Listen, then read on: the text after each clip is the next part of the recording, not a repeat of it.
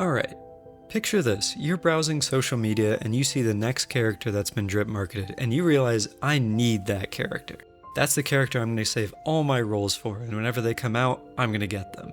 You see that their element is fire, you see that their path is nihility, and you realize, okay, I can start pre-farming for them.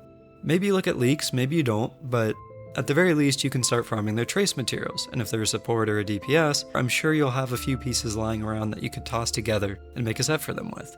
So now we're at the day of the release. You use all the rolls you saved up to grab a copy of them. You level up the character with all the materials you farm, the XP, the credits, the trace materials, everything, and you now have them maxed. You then take a look at all the different relic pieces you have lying around and you're like, okay, I can throw together a usable set for them. You toss it on and now you have a usable unit, and then you go use them for a little bit. Maybe you spend some time thinking about what teams you can run them in as you're learning about their kit and stuff like that. Once you've done that, you can start thinking about what content you want to use them in. You can clear Pure Fiction, you could clear Memory of Chaos, you could clear Apocalyptic Shadow, you can go into Simulated Universe, you have a ton of options. But here's the thing, after you clear those things and you spend, a few days or maybe a week or two with your new character, what then, right? You just cleared all the content in the game with a character that's just usable. So now what do? Maybe you're someone that wants to maximize the character you just got. It's your new favorite unit, so you go farm their specialized relic set, their specialized planar set, and you get them to a better than usable state. And now you can use your character in higher difficulties of Simulated Universe, or maybe you're one of the people that like zero cycling, so you go try to use your new character in that.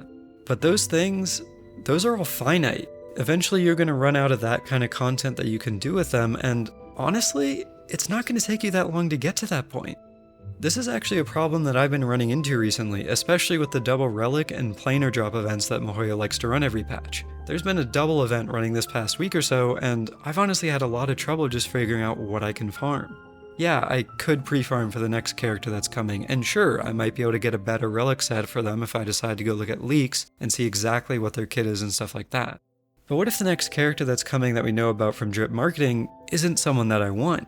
All I'm left with is my current units and trying to figure out how to min-max them or make my already good units better than they are. So here's an example. This is my Fei Zhao, and I think she's in a pretty solid spot. I farmed all of her traces before she released because we knew she was going to be a hunt unit, and I had credits and XP just lying around because once you play these games long enough, you're going to have an excess of that. On top of that, all the relics that I have are ones that I pre-farmed before she even released. Not even for her. I got them while I was farming for Firefly because they share a domain. Are there areas I could improve? Absolutely. Her boots could use some work, her orb is just okay, but this is a unit that has already zero cycled the current MOC. So my question is, what do I do? Like, yeah, I can go slam all of my resin into the relic domain or a planar domain and hope that I get a better piece. That's actually what I've been doing. I've been farming for a wind orb to replace the one that she has for the past, I think, month or so, and this is the best I've gotten. Eventually, will I get an upgrade? Yeah, I'm sure I will, but does it really excite me every day to log in, slam my resin into a random domain, and then just close the game just so I have a chance of getting that upgrade? No, I really can't say that it does. This is where I think HSR would benefit a lot from having something else to do with our time or things to chase that give us a kind of meaningful reward, and that's what's known as a chase goal. This is pretty common in MMOs, right? When a new raid tier is released in those, you have a whole new set of gear to farm, and all of that is going to be better than what you currently have. So for the next bit of time after those raids release, that's what you're going to be doing. You farm your new set of gear, you have your new set of upgrades, and then once you get it all, you wait for the next tier. I feel like that's kind of an imperfect way to do it for a gacha game, because if I get a wind orb from a Fei Zhao and it has double crit and attack percent, throw in some break effect, why not, and it rolls really well, I wouldn't particularly want to have to re-farm that just because there's a new tier of gear that's better. But it fills that kind of role of giving you something to do with your time that's different from the basics. Chase goals don't have to be all about gear though. This is where I can actually applaud Genshin a little bit, because in the recent Natlan region they added secret rooms in different areas, and the only way to open those rooms is by collecting parts of a ring that you get through exploring and opening chests and things like that. Once you open those rooms, they give you a ton of exploration percentage and some decent rewards with the artifacts that are inside of them for those players that actually go out of their way to search for all the different parts of those rings. Even better, they made the probability of you getting those rings completely random. You could get a part of it on your first chest, or it could be on your last chest. That's the point of a chase goal. Chase goals can be something as simple as that. These goals should be something that's optional for the player to do, but it should always be there for whenever they want to do it. For example, with the Genshin rings that I mentioned, if I don't want to explore right now so that I can open those secret rooms, that stuff is still going to be there whenever I decide to come back and do it. I realize that this is a gacha game. For some people, they're more than happy to just log on, do their dailies, get a new character, and then do the same thing whenever the next character releases. But that said, I also think there's a lot of people that wouldn't be playing these games if they didn't want more of what got them hooked on it in the first place, whether that's exploration, the combat, or whatever. Basically what I'm saying is that if there was something more that I could do or be working towards that isn't just getting a better speed boot or win door for my Fei Zhao, I would definitely be enjoying my time playing the game more.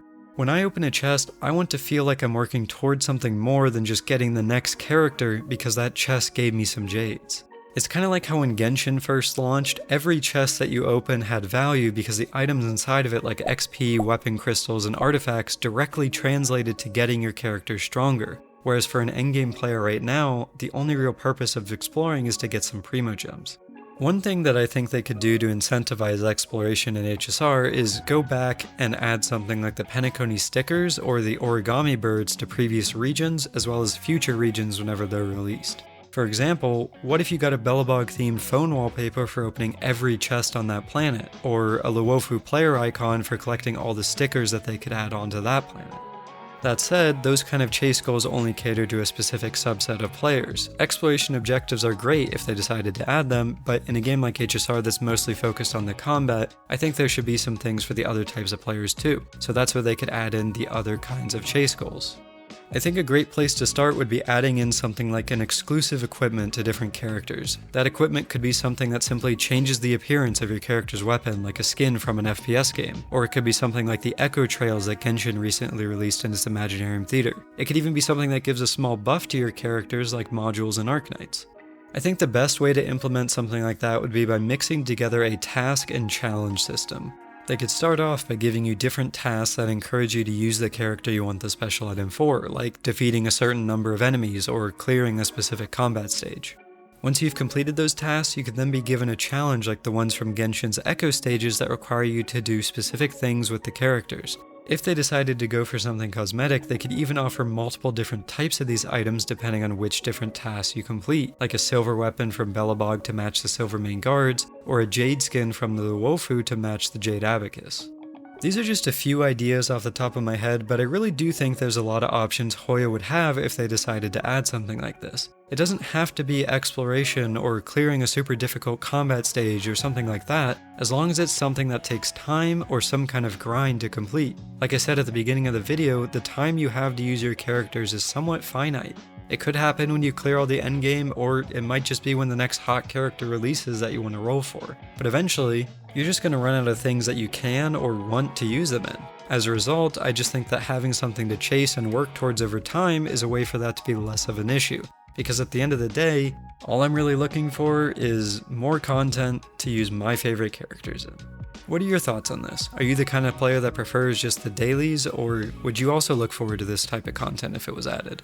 If you disagree, that is totally okay, I would not be surprised. There's definitely a large chunk of people that just like to do the basics.